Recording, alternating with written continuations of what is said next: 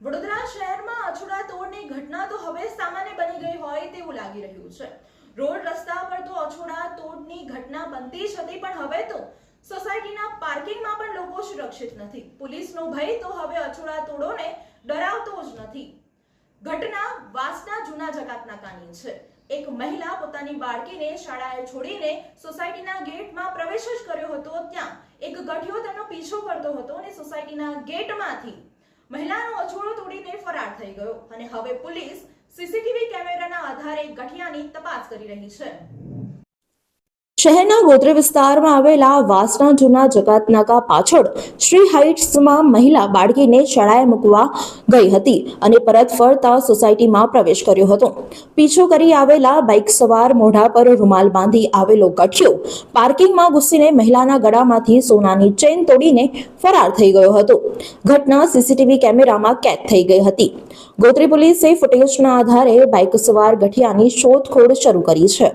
શહેરના વાસણા રોડ વિસ્તારમાં આવેલી શ્રી સોસાયટીમાં રહેતી મહિલા સરસ્વતીબેન પોતાની બાળકીને શાળાએ મૂકવા ગયા હતા।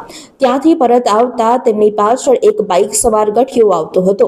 દરમિયાન મહિલા ગેટમાં પ્રવેશ કર્યો હતો, ત્યારે ગઠિયો એકાએક તેમના ગળામાંથી હાથ નાખીને સોનાની ચેન આશરે 1.5 તોલાની ચેન આંચકી લઈને સ્થળ પરથી ફરાર થઈ ગયો હતો। જો કે ગઠિયો ફ્લેટમાં લાગેલા સીસીટીવી કેમેરામાં કેદ થઈ ગયો હતો।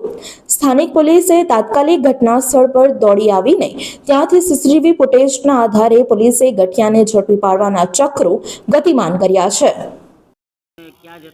હું સાહેબ સ્કૂલમાં છોકરી મૂકવા જતી હતી, 12:30 ગઈ ને ત્યાંથી હું પાછી રિટર્ન ફરી અને હું આવીને મારા ગેટની અંદર જઈને અંદર નમી નીચે ક્લિપ લેવા, ત્યાં જ મારી પાછળ હતો, મને કોઈ જ ખબર નહીં અને મારા હાથના એવો ગળામાં હાથ નાખ્યો, ત્યારે મને ખબર કે મારા ગળામાં હાથ નાખ્યો। કેટલા તોલાનો તમારી? સવા એક તોલાનો। કેટલા માણસો?